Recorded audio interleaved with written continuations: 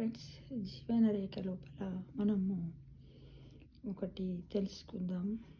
About ఏంటంటే, స్కాంద పురాణంలో ఒక చక్కని శ్లోకం ఉంది. మానవాళికి ఎక్కువ లబ్ధి చేకూర్చాలంటే ఏ ఏ చెట్లు నాటాలి అనే విషయం గురించి మనము ఇప్పుడు తెలుసుకుందాం ఫ్రెండ్స్. అదేంటో మీరు వినండి.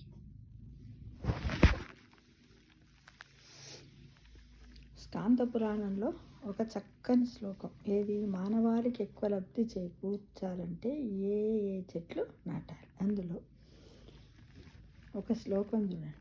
అశ్వంతమేకం పీచుమందమేకం న్యాగోగ్రోధమేకం దశాంతినీకం కపిస్తబిల్వామలకత్రయాంచ పంచమ్రవాపి నరకన్నా పశ్యేత్. ఇంకోసారి, అశ్వంతమేకం పిచుమందమేకం న్యగోధమేకం దశాతానికం కపిస్తబిల్వామలకత్రయాంచ పంచామ్రవాపి నరకన్నా పశ్యేత్. ఈ శ్లోకం అయితే ఇందులో అశ్వంత అంటే ఇది రావి చెట్టు. ఇది 100% కార్బన్ డైఆక్సైడ్ను గ్రహిస్తుందట. పీచు మంద అంటే నిమ్మనట. ఇది 80% కార్బన్ డైఆక్సైడ్ను గ్రహిస్తుంది. నగోద్ర అంటే మర్రి చెట్టు.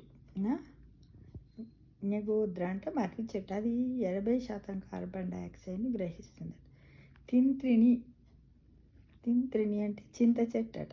ఇది కూడా 80% కార్బన్ డైఆక్సైడ్ను గ్రహిస్తుందట. కపింత వెలగనట, కార్బన్ డైఆక్సైడ్ 80%. బిల్వ అంటే మారేడు, 85% కార్బన్ డైఆక్సైడ్ను గ్రహిస్తుందట. అమలాక అంటే ఉసిరి, ఇది 74% కార్బన్ డైఆక్సైడ్ను గ్రహిస్తుంది.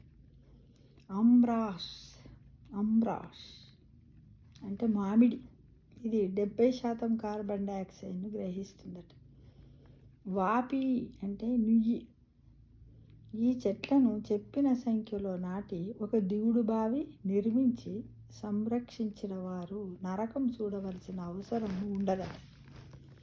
అలానే ప్రస్తుత కలుషిత వాతావరణము లేకుండా పోతుంది. ఈ నిజమైన విషయాలను పాటించకపోవడం వల్లే ఈరోజు మనమందరం వాతావరణంలో నరకాన్ని చూస్తున్నాం. నరకాన్ని అంటే ఏంటి? మనకు రకరకాల జబ్బులు రావడము, వాటితోటి మనము రోజు ట్రీట్మెంట్ తీసుకోవడము, డైలీ మందులు వేయడము, ఇది నరకం కంటే కూడా ఎక్కువ ఫ్రెండ్స్ కదా.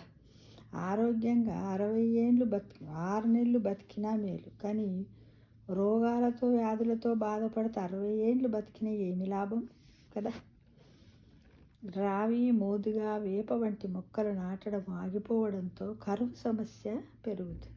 ఈ చెట్లన్నీ వాతావరణంలోని ఆక్సిజన్ను పెంచుతాయి. అలాగే ఇవి భూమి ఉష్ణోగ్రతను కూడా తగ్గిస్తాయి. ఈ చెట్లను పూజించే సాంప్రదాయాన్ని మూఢనమ్మకాలుగా భావించి ఈ చెట్లను దూరం చేసుకొని రహదారులకు ఇరువైపులా గుల్మోహార్, యూకలిప్టస్ అంటే నీలగిరి చెట్లను నాటడం ప్రారంభించాం. యూకలిప్టస్ త్వరగా పెరుగుతుంది, కానీ ఈ చెట్టు చిత్తడి నేలను ఆరబెట్టడానికి నాటబడుతుంది. ఈ చెట్ల వల్ల భూమిలో నీటి మట్టం తగ్గుతుంది. గత 40 ఏళ్లలో యూకలిప్టస్ చెట్లను విరివిగా వాడటం వల్ల పర్యావరణము దెబ్బతిన్నది ఆల్రెడీ. గ్రంథాలలో రావి చెట్టుని చెట్ల రాజు అని పిలుస్తారు. మన చెట్లలో అంటే వృక్షాలలో రాజు ఎవరు అంటే రావి చెట్టు. పత్రే సర్వదేవమయం వృక్ష రాజోగ్నో నమోస్తుతి. మూలంలో బ్రహ్మ, కాండములో విష్ణువు, శాఖలలో శంకరుడు, ఆకులలో సర్వదేవతలు నివసిస్తారు అనున్నటువంటి వృక్షరాజము రావికి నమస్కారము అని చెప్పబడి. మనం ఎవరైనా రావి చెట్టు ప్రదక్షిణాలు చేసినప్పుడు ఈ శ్లోకాన్ని చెప్పుకుంటూ ప్రదక్షిణాలు చేయాలి. తులసి మొక్కలను ప్రతి ఇంటిలో నాటాలి. భవిష్యత్తులో మనకు సహజ ప్రాణవాయువు సమృద్ధిగా అందేలా ప్రచారం ప్రారంభించాల్సిన అవసరం ఎంతగానో ఉంది ఫ్రెండ్స్. రావి, మర్రి, మారేడు, వేప, ఉసిరి మరియు మామిడి మొక్కలు నాటడం ద్వారా రాబోయే తరానికి ఆరోగ్యకరమైనటువంటి మరియు ప్రకాశవంతమైన జీవితానికి, ప్రకాశవంతమైన పర్యావరణాన్ని అందించడానికి మనందరం, యువతరం, నువ్వు, నేను, అందరం చిన్నపిల్లలు అప్పటి నుంచే అందరం కూడా అలవాటు చేసుకొని ప్రయత్నిద్దాం. అయితే చిన్నపిల్లలలో కూడా మనం ఇలాంటి ఆలోచనను, ఇలాంటి ఆలోచనను మనం వాళ్ళలో చెయ్యాలంటే ఏం చేయాలి? వాళ్ళ బర్త్డే రోజు మొక్క పెట్టిపియాలి. వాళ్ళ ఫ్రెండ్స్ బర్త్డేలు అయితే కూడా గిఫ్ట్గా ఒక మొక్కనిచ్చే పంపించాలి. అవి ఏవేవో పెన్నులు, బొమ్మలు ఇస్తాం కదా, అది కాకుండా అది ఒకవేళ ఇచ్చినా పర్వాలేదు, ఏ చిన్న మొక్క అయినా సరే మీ ఇంట్లో ఉన్నది వాళ్ళకి ఇచ్చి పంపించాలి.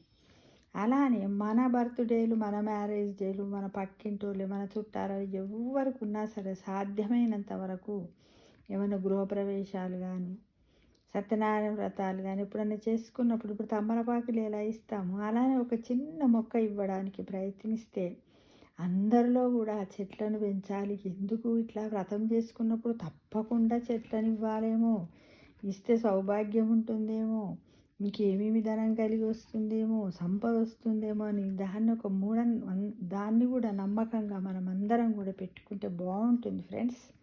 కాబట్టి ప్రతి ఒక్కరం కూడా ఆ సత్యనారాయణ వ్రతం చేసేటప్పుడు కూడా మనం ఏం చేయాలి? గృహముహూర్తాల్లో కనీసం ఒక 21, 51 నీకు ఎంత వీలైతే అంత, ఏ మొక్కైనా పర్వాలేదు, మన ఇంట్లో ఉన్నటువంటి మొక్కలైనా పర్వాలేదు, పూల మొక్కలే కానీ, తులసి మొక్కలే కానీ ఏమన్నా ఉన్నట్టయితే, ఇంకా తులసి మొక్కలు దొరికితే మన ఇంట్లో చిన్న చిన్న మట్టి గురుగులే కానీ, లేకపోతే చిన్న మట్టి తొట్లను తెచ్చి దాంట్లో ముందే మనం ఎలాగో ఒక ఫంక్షన్ చేద్దాము అని అంటే, గృహప్రవేశాలంటే ఒక ఏడాది నుంచే మనస్సులో మనం ఇల్లు కట్టుకుంటుంటాం, కంప్లీట్ అయిపోతుంది, ఇట్లా చెయ్యాలని అనుకుంటాం కదా ఫ్రెండ్స్.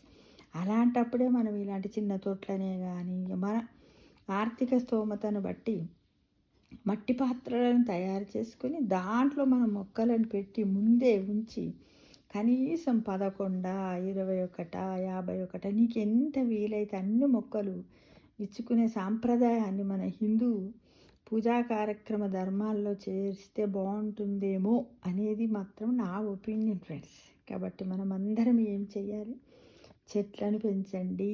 ఆ చెట్లలోనే భగవంతుడు ఉన్నాడు. ఆ భగవంతుడే మనకిచ్చినటువంటి అవయవాల ఆరోగ్యం కూడా ఉంది, ఔషధాలు ఉన్నాయి అనే విషయాన్ని ప్రతి ఒక్కరి వీడియో విన్న తర్వాత మీరందరూ గ్రహించండి. కనీసం ఒక్క మొక్క మీ ఇంటి ముందు పెట్టినా నేను సంతోషిస్తాను. లేదంటావు మీ పిల్లల బర్త్డేకి ఒక ఫ్రెండ్కి ఇప్పించిన, మీ పిల్లల బర్త్డే అప్పుడు మీ ఫ్రెండ్ ఇంట్లో పెట్టిన, ఇంట్లో మొక్క నాటించిన, ఎవరైనా జాబ్ చేసేవాళ్ళు రిటైర్డ్ అయినప్పుడు, మన అమ్మా నాన్నలు మనల్ని వదిలి మోక్షానికి పోయిన రోజు ఉంటుంది చూడండి, ఆ రోజు నాడైనా ఒక్కొక్క మొక్క పెంచుకుంటూ పోతే వాళ్ళ పేరు మీద మాత్రం మనం ఏం చేయాలి తెలుసా? రావి చెట్టు, మర్రి చెట్టు, మారేడు, వేప, ఉసిరి, మామిడి మొక్కలను నాటడానికి ప్రయత్నం చేయాలి ఫ్రెండ్స్. ఎందుకంటే మనం పోయిన అనంతరం కూడా మొక్కలు ఉంటాయి. మనం ఉన్నప్పుడు ఆ మొక్క గురించి మన ఇంట్లో చిన్నపిల్లలు, మనమలు, మనమరాళ్ళు, కొడుకులు, కోడళ్ళు, బిడ్డలు, అల్లుళ్ళకు కూడా విషయం చెప్పాలి. చెప్తే మనం పోయిన తర్వాత కూడా కనీసం అందులో ఏదైనా ఒక చిన్న మొక్కనన్న మన పేరు మీద నాటడానికి మనం ఇప్పుడే పునాది వేసుకోవడానికి ప్రయత్నిద్దామా ఫ్రెండ్స్? తప్పకుండా. మరి నేను మాత్రం చాలా మట్టుకు ఈ మధ్యకాలంలో ఎవరైనా రిటైర్డ్ అయితే వాళ్ళతో ఖచ్చితంగా ఏదో ఒక మొక్క పెట్టిస్తున్నా. ఈ మొక్కలనే కాదు, నాకు అందుబాటులో ఏవి ఉంటాయి. మొన్న ఈ మధ్యకాలంలో మా బంధువుల్లో ఒకరు రిటైర్డ్ అయితే వాళ్ళతో నేను ఏం చేశాను తెలుసా? అదేంది డ్రాగన్ ఫ్రూట్ ఒకటి పెట్టించా చెట్టు. ఇంకేంది కొబ్బరి, చక్కెర, అదేంటి షుగర్ కేన్ ఉంటుంది కదా, చెరుకు. కొద్దిమంది పిల్లలకి చెరుకు చెట్లు కూడా తెలుస్తలేదు ఈ మధ్యకాలంలో. చెరుకు చెట్టు ఎట్టిది, ఏం చెట్టు అని అడుగుతున్నారు. అలా తినడం కూడా నేర్పించాలి. చిన్నప్పుడు మనం ఇంత తింటాం కదా, పెద్ద చెరుకు గడ తినేవాళ్ళం. దాదాపు 5, 6 ఉంటాయి కదా ఇట్లా ఈనెల్లాగా, అలా తినేవాళ్ళం ఫ్రెండ్స్. ఆ విధంగా మనం పిల్లలలోనూ పెద్దలలోనూ మనలోనూ చెట్లు పెంచుదాము అనే తాపత్రయాన్ని, ఉత్సాహాన్ని ప్రోత్సహించుకుందాం. ఇలాంటి సాంప్రదాయాన్ని మనం మొదలు పెడదామా? మరి తప్పకుండా.